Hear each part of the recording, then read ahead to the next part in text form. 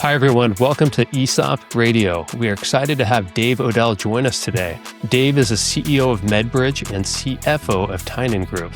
Based in Santa Barbara, California, Tynan is 100% employee-owned. They manage the construction projects for some of the most iconic hotels on the West Coast. We'll get into those names later. Some beautiful properties there. Dave is also an endurance athlete and completed the Ultra Trail du Mont Blanc, also known as the UTMB race in 2025. So for you endurance junkies out there, you might have heard about this race. 106 miles long and tackles the Mont Blanc region, covering parts of France, Italy, and Switzerland. There are many parallels between endurance sports and the long-term focus of ESOP business ownership, which we are excited to dive in and explore. I'm Trevor Gilmore, CEO of Menke. And I'm Ben Spade, investment banking with Menke. Without further ado, let's dive in. So for listeners who might not know the Tynan Group well, what does the company do, Dave? Trevor, Ben, thanks for having me on. Let me tell you about Tynan Group. So Tynan Group is a real estate development project management company. We are unlike traditional developers who usually invest in their projects and own their projects when they're done. We just do this, provide services. Oftentimes our client is the developer. And so we do a full scope of services representing developers and or operators, users of large real estate projects. We have focused, and a lot of our business comes from the hospitality industry. But beyond that, we've done projects like the local zoo, building their exhibits. We're in the middle of building the Santa Barbara Police Department, and just a number of public works types things now. And so it's gotten much broader than just hospitality. So we apply our skills to all sorts of development type projects. That's great. So you've branched out.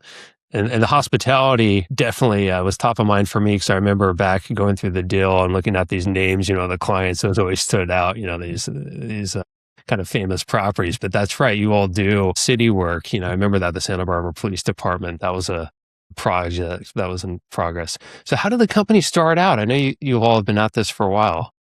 Yeah, it's kind of a fun story. So John Tynan, my partner and the founder of the company, was actually just a friend, and we used to meet at Gold's Gym and lift weights together and go for runs together. And he was a vice president with Hyatt Hotels.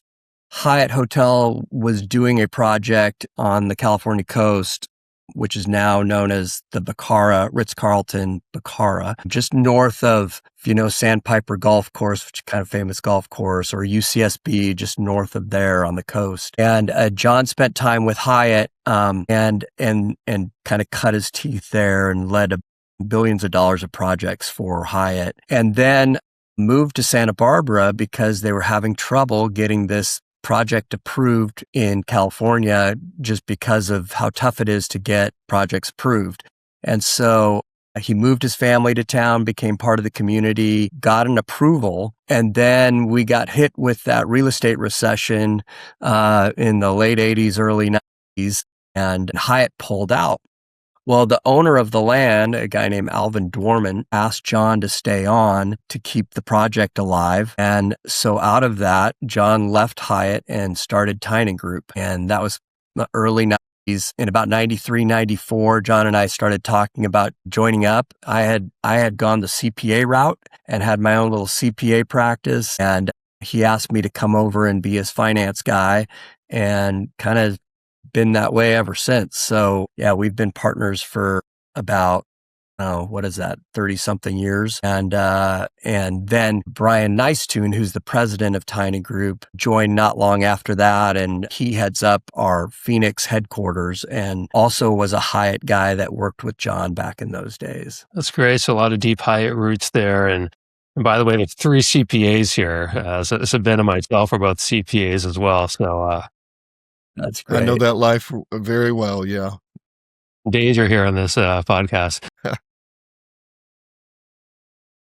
Change gears here and talk about the ESOP journey. And we're excited to have been on that path with you all. What led for you all to choose to explore the ESOP path? Obviously, you probably had other options, given the place you are in the industry, the brand name recognition, the projects you worked on, and so on. So what led you all to start thinking about the ESOP, as a possible ownership solution for Tynan? Yeah.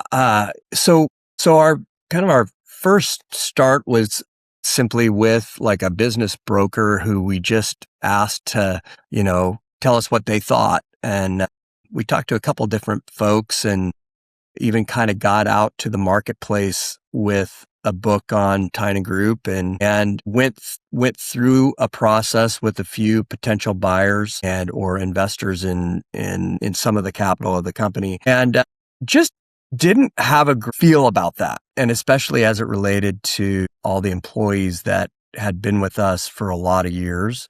And we sort of got introduced to this ESOP option and just sort of became attracted to what it meant in terms of the go forward. And some of that early work we had done was right before COVID. So valuations were at different levels before COVID and lots of conversations took place. COVID hit. We kind of hit the brakes on everything because everybody was hitting the brakes, right? And so we came out of COVID, and then it just became more and more clear that this notion of an ESOP, and both John and I, even though I'm a CPA, we really didn't know much about it. And so we kind of started a due diligence process on the ESOP idea and really sort of kind of came to the conclusion that it checked all the boxes for us as it related to what our goals were in a transaction. That's awesome. Dave, I have a couple questions if I could, about, that process with the business broker. Those are pretty sterile. You build a pitch book, you take it to a group of potential buyers, and it's sort of the dog and pony show, and, you experience that. Was there, during chasing down that ESOP, kind of, at this point, a nebulous idea? What is it really? How do we do it? Was there anything that stood out that was surprising or different, or really thought, I had no idea we would encounter this? Yeah. Well, I think that some of the early on things were just what a non-ESOP buyer would require of sort of the ownership going forward, what they would require of certain members of our leadership team at Tynan Group. And so I think some of those things were surprising in terms of like handcuffs related to type stuff. Right. And so that felt not great. And I think the other thing is you just as a potential seller of a business, you really, no matter who buys your business, you're really attached to them for a pretty long period of time. And I think that, the idea that you just make a deal and then just, kind of walk away from it is, was pretty naive of me personally. Like I think both John and I were kind of surprised with, sort of all the strings attached. And so that would probably be one. I think as it relates to the ESOP option, I think that there were some surprises as it relates to some of the nuances of putting that together and all the players that you really need to consult to you on that. And I'm kind of one of these people that I like to figure stuff out on my own. Immediately realized I wasn't going to figure out the ESOP thing on my own. We needed guys like Trevor on our team, and we needed guys like Jeremy Pelfrey and, Joel Phillips later on as a trustee. It just, it's a challenging world if you've never, played in that sandbox. Absolutely. And, being a CPA, if you don't know it, you have to be able to acquire that knowledge. And once you realize I don't have the runway to acquire this knowledge, not to mention there's a couple parties that need to be independent of the transaction. Yeah, there's a lot that you can run into. And, once that ESOP is in place, we talk a lot about sort of the good feeling, the intangibles, it's good for morale. It's good for attracting and retaining talent, keeping the business in the location it is, not having some private equity come and, make sweeping changes, things like that. But in terms of some of those some of the tangible pieces of it, what measurable impacts have you seen on like performance, retention, or decision making since becoming an ESOP? Yeah, there's been a number, and it's been a year. So we just finished our first year as an ESOP in December. What I would say is some of that's still developing, but what I've seen right out of the box is just that there is a sense of ownership from across the board. I sit in an office with a big portion of our staff, our team, our ESOP members, and you can just tell that they're really excited when we get a new project. They're all in. Everybody's working together, like it's a little less siloed, I'd say. Everybody's cheering for each other. And so it really does sort of naturally become more of a team environment. I mean, I can't think of any turnover. We haven't had anybody leave the company since we started the ESOP. And I think that, maybe that's an anomaly, but I have to imagine that's motivating for our team to be, to have some skin in the game and be able to participate in the upside and the assurance of being able to participate in the upside. So I think it's great. I also think the way the ESOP is structured and, from a tax benefit standpoint is pretty special. And I think one of the things that we've gotten right as a United States of America is allow ESOPs to exist and provide those benefits so that we can have employee ownership, which I was already a firm believer of, but I think even more now, think the world of employee ownership and figuring out ways to make that happen. Yeah, we're lucky it's a pretty bipartisan topic. Everybody wants to say, yeah, we're giving back to the workers. We're doing all of this. And I think that skin in the game, Trevor and I push on this a lot in some of our other podcasts, that once you are an owner, you sort of treat things different. And it's like, okay, if I make this decision making a little bit different, perhaps the result will be a stronger bottom line, which means my share price goes up, which means I'm happier, everybody's happier, that sort of thing.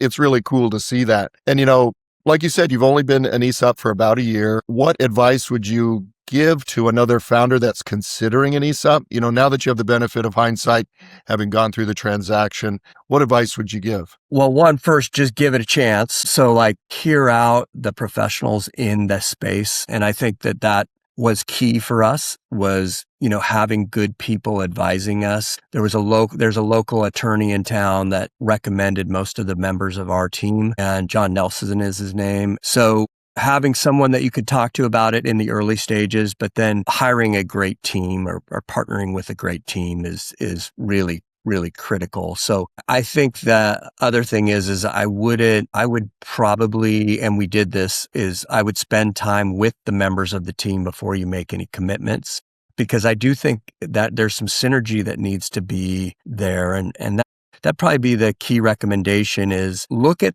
ESOP just as you would any other sort of exit vehicle, but you're going to have to take a little more time on the ESOP to understand it and understand why it will be beneficial to you and to your team. And having a great team to be able to explain that to you is vital. Absolutely. And those interviews that you have with those professionals that help you out are very important, because it's not just, can this person get it done? Do they understand the numbers? Do they understand the machinations of what an ESOP is? But do we match personality to personality? Can we, carry this to the finish line? And I think that's true in a lot of things, business being one. Second is sort of just, in endurance races like the one that you participated in. It takes a lot, not just from the individual doing it, but also from the team, and assembling that team is very important. I think Trevor wants to touch on a few of those endurance related topics. Yeah, thanks, Ben. There's a big analogy between going ESOP and a marathon, right? But you completed the UTMB last year in 2025, and that's like 4 marathons. And you wrote about it on your Substack blog there. So for your listeners out there, definitely check out Dave's. Would just be staring at all the scenery as I'm running through. I'd get sidetracked, Mont Blanc is beautiful. We completed the ESOP back in late 2024 and then said, hey, let's go to this UTMB in 2025. So for those unfamiliar with this, what does the UTMB race demand physically and mentally to prepare and successfully complete this Yeah. adventure? Well, yeah, this is a more fun topic for me. As much fun as the ESOP's been so far. I've been running ultra marathons for about 12 years or so. I did my first 100 back in 2015. And so UTMB as the race has been a dream since those early days in my sort of what I'll call my ultra running career.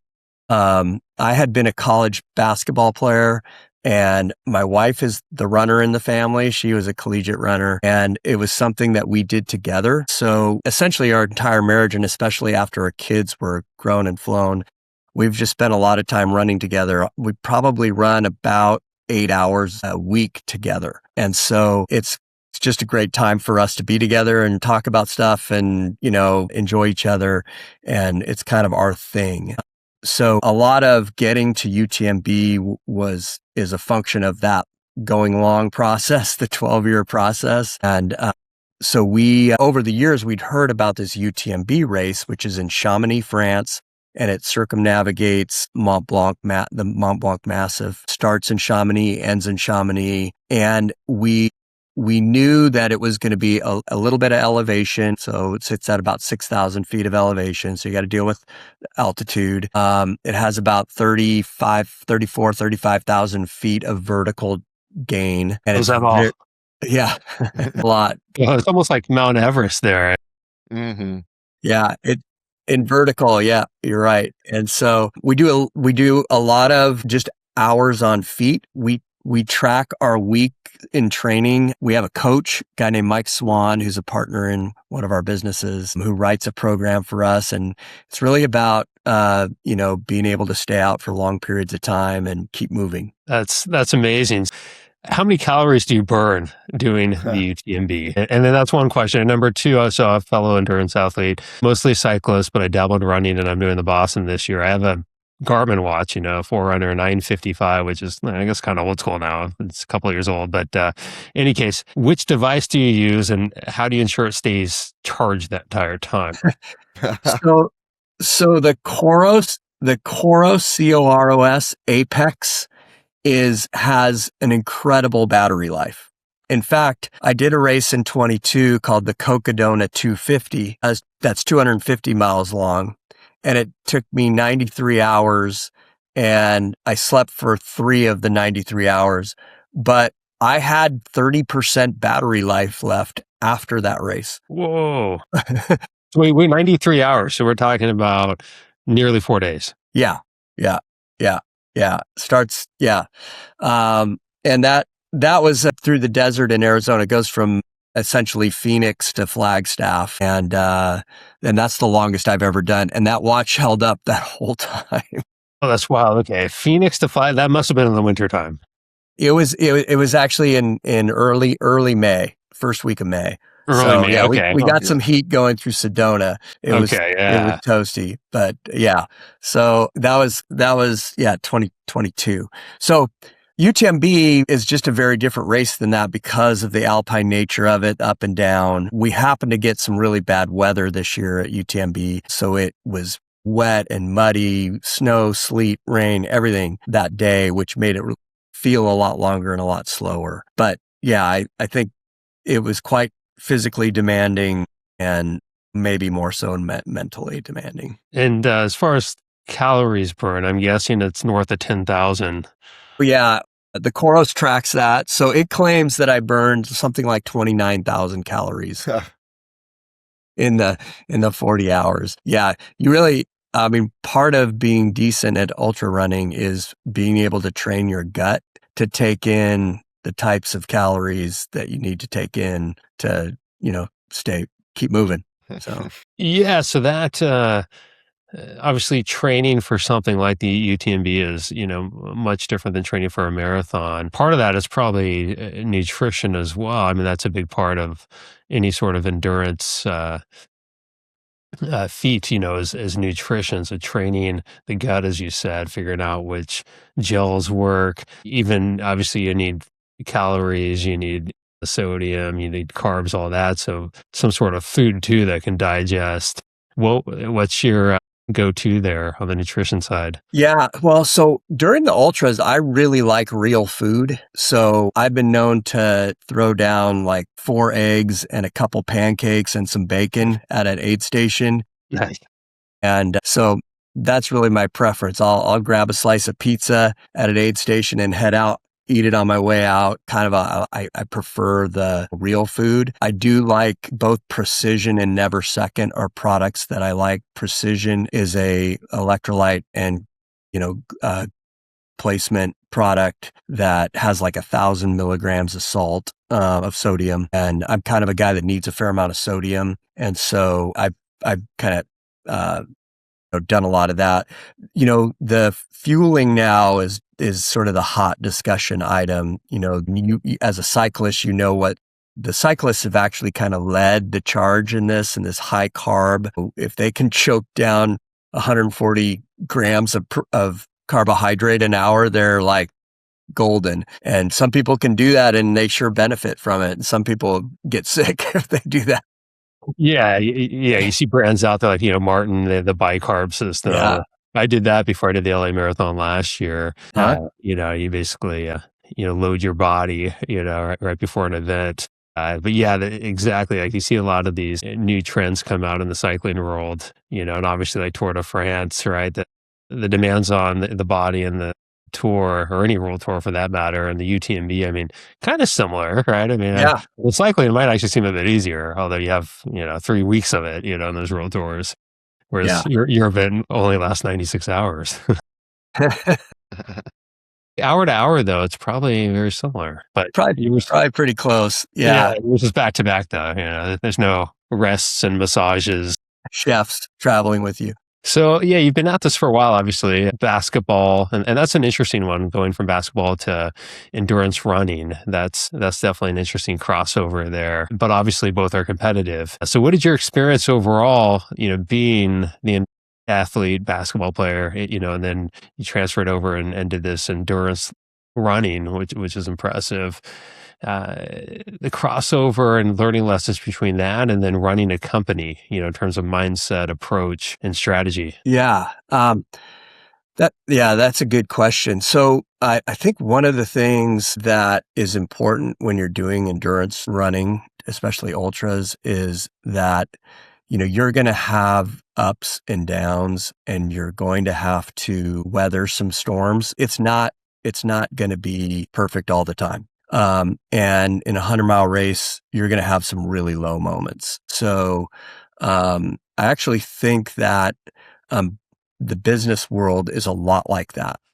In our businesses, you have, challenges with the economy, you've got, capital, issues, you got interest rate changes, you got all the things, that can affect a business. And there's a little bit of an ability. I think it's really important to understand that things will get better and things can get better. A lot of times when I find that when I talk to people about endurance sports that are just new to it, the moment they start feeling crummy, they think it can only get worse from there. But actually, our bodies adapt and we sort of learn through these challenges, and actually things can actually get better. I ran the last 3 miles of UTMB faster than any other mile I ran in that race. And I had some pretty low points in that race where I was glycogen depleted and what we call the bonk. But, you kind of problem solve, you eat more food, you slow down a little bit and you get yourself through it. I think the same is true with business, especially when you've had a company for a really long time and you've grown it to you're going to have ups and downs. And I think that same was true in my basketball career. You had a referee made a bad call that cost you a game, or, one of your teammates didn't play well, or you had a bad game. I mean, there's just a lot of things in team sports and in the ultra world that kind of, parallel running a business for the long term. Yeah, that's great. And resilience at the end of the day. I know back when I was serious about cycling, I had a cycling coach. The coach would always tell me, you need to be like a palm tree, because palm trees sway in the wind, but they rarely snap, even though they'll lose their palm fronds. And I mean, here in Southern California, after a windy day, Yep. you see palm fronds, but the tree is still up there, right? It's not, snapped like a lot of other trees. So that was kind of an interesting analogy. Yeah. I like that. That's a good one. Yeah. Well, yeah. Good stuff here. So let's see. Thinking about the UTMB, what was the hardest mile out of those 106? You said you finished strong. Your last three were very strong after bonking and, going through that whole journey of everything you go through in an extreme endurance event. But what was the hardest mile? Yeah. Well, there was probably, I'm thinking towards, there was a particular when we crested the second big climb, in the race, you're kind of up around 10, 11,000 feet, probably 10,000 feet. And then it had been raining and snowing at the top, and I was kind of in the middle of the pack. So the pros had already run through, and it was so muddy. And, there was just this line of runners trying to get down pretty steep in about, 6 to 12 inches of mud, and it had all been churned up. And I probably fell, I don't know, 6 to 8 times, and people fell into me from like they would start sliding and they couldn't catch themselves, and they would run into your back, and you'd go down, and then you'd do the same to somebody in front of you. And it was just, and then you're not, I mean, there wasn't a lot of English speakers there. So out of 2,500 runners, maybe a quarter of them spoke English. So the whole communication piece, like, hey, usually when you're on a trail and you're faster than somebody, you're like, okay, coming on your right. And they kind of, you kind of slide over. Well, that didn't happen. And so that was kind of, especially early on in the race, there was another mile that I would probably point to coming out of like halfway. So you still had a whole nother 50 miles or so to go. And I just was super depleted. And I hadn't eaten enough, partly because I didn't have access to the food that I thought I might have, just because it was France and they do their aid stations different than America does their aid stations. And so I really had to fight through like a strong desire to stop. And I always say that the bonk kind of makes you stupid. Yeah, you kind of got to get some calories in you so your brain starts functioning again. Definitely, yeah. It's a hierarchy of needs, right? Once you're in that bonk zone, it's you need to get fuel. You need to get past that, and that's first and foremost. Yeah, that's yeah. So the mud, I mean, that's fascinating. So I mean, running through that, and going through that situation with all the people and falling and so on. My question here is, once you get past the mud, I mean, your shoes are now caked in mud, right? So that's going to slow you down a bit. Yeah, all of those factors played into why it's a hard race. It's interesting. It's considered like the World Series of trail running, and I think that the times were and the dropout rate were definitely impacted by that. And I think all of those factors, just being wet and being cold and getting hypothermia, there are a lot of people that were in that camp. After we did the first night, so the race starts at 6 p.m. and went through the night, raining, muddy, wet. I came down into, it's Lac Cambal is one of the aid stations. And it was kind of like the sun was starting to rise. I was kind of feeling a little bit better.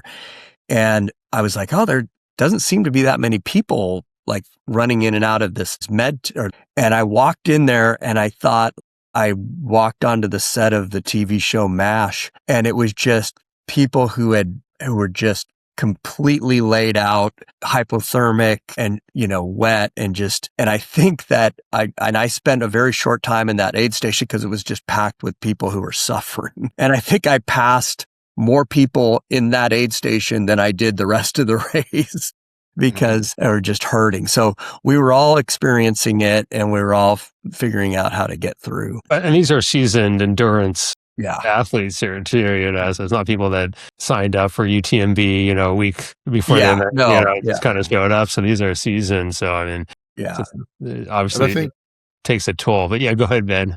I was just going to say, it sounds like there's kind of a metaphor baked in there. with all this suffering, and it wasn't just you, it wasn't like, oh, I was ill prepared, I was this, I was that. It's everybody.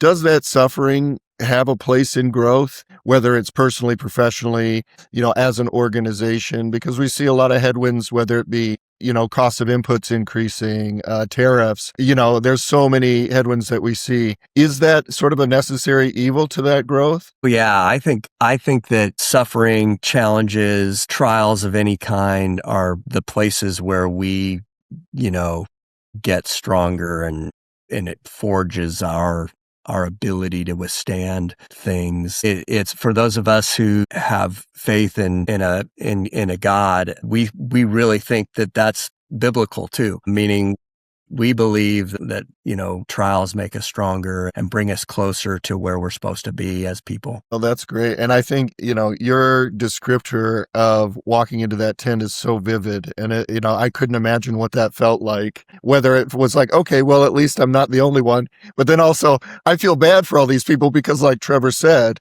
they're hardcore endurance athletes. This is sort of, like you said, the World Series. They want to be here. And so it's a little bit like, oh, I feel bad for all these poor individuals that Mother Nature said, it's not happening today. Yeah, you're right. There was a moment there I was like, well, man, I'm not doing so bad. That person's suffering a little more than I am right now. So yeah, I think that's, we all, that sort of growth mindset, right?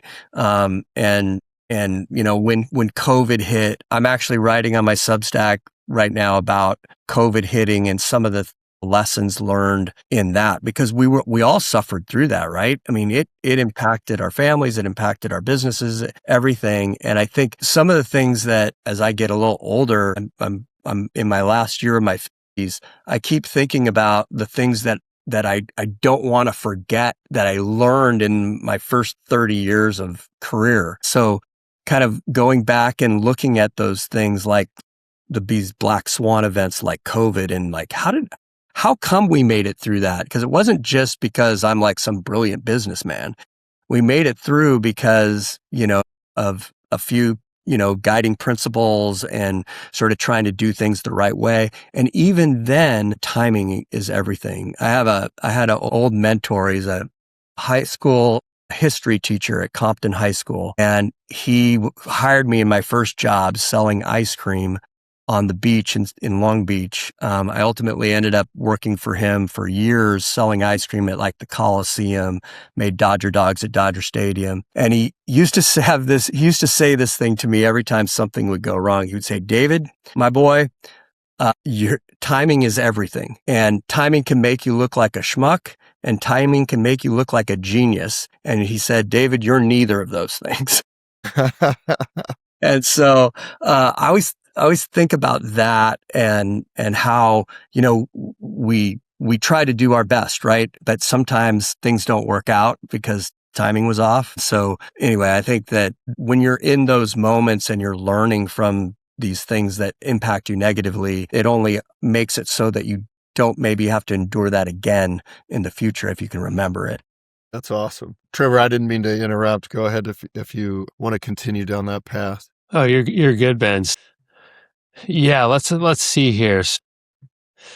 What's up next? I know you're planning for the next big race since you completed this UTMB in 2025. Dave, what's up this year? Yeah, so this year, my wife Deanna has she finally got her ticket pulled for the Western States 100, which is the U.S.'s biggest race. It's probably the second biggest race to UTMB, and so that's in June. So we're building up for her to do that in June, and I'm excited for her. I got to do it in 2018. My son paced me the last 35 miles and she crewed, and that was a really special experience. And so for her to get to do that, I'm super excited for. So we've been training for that. We're getting built up for that. And then after that, we're going to go back to France, to Chamonix, for the UTMB festival. UTMB that I did this year is the big race, but they also have multiple other races that week. And we've just fallen in love with that town, and we've been there now 3 straight years. And so this will be our 4th year there. And we're going to do a race called TDS. which is a 95-mile race that goes through that same area of the Alps. And I'm really excited about that. And then we'll get to watch all the other races that happen later in the week. So that's kind of our summer vacation plans. That sounds like an epic vacation for those who like to suffer. Yeah. So for those people who don't know, where is the Western States? Yeah, so Western States starts in Palisades, Tahoe, at the old where they had the Squaw Valley Olympics. Starts there, and it goes from there all the way to Auburn, California, and finishes on the high school track at Placer High School. And it's the oldest 100-mile race, and has become probably the most famous, especially in the United States. It rivals sort of UTMB from a worldwide standpoint, but the best pros in the world get into that race via this golden ticket process. So there's all these other races where if you finish in the top 2 or 3, you get entry into Western States, and they have a pretty fabulous field coming together for this year. So it'll be fun to watch. Best of luck to your wife doing Western States, and of course you both doing the Mont Blanc, the prequel. The GDS. Yeah. So I grew up in Northern California, going up to Tahoe. That was the place where you skied. Auburn was on the stop up off the 50 there. They have a in and out, or the 80. Sorry, the 50 goes through South Lake, so we're talking about the 80. But there's an in and out. That's a well-earned double-double. It's funny that you bring that up, because that's where I went to eat after I finished Western States back in 2018. You want you want animal style fries and a 3x3 or a triple decker, whatever they call it, in and out. Yeah, and that's I don't know when they opened that in and out, but that's that's always a classic spot to. Either on the way to Tahoe or coming back, this kind of treat in Auburn before you hit all the traffic that happens on the 80, between Sacramento and whichever direction you're going. Yeah. Well, awesome, Dave. This was fun having you on here. Thank you guys for having me on. I appreciate it. And I'll look forward to hearing the replay and following your podcast. Thanks, Dave, and best of luck to you and your wife on the upcoming endurance feats. Thanks, Trevor. Can't wait to hear how these go. And thanks everyone for joining us today. Follow us on LinkedIn, Menke. We also have a page on ESOP Radio. Also, check us out on Spotify, Apple, YouTube, and Menke.com. Have an awesome day, everyone. Thanks. Goodbye.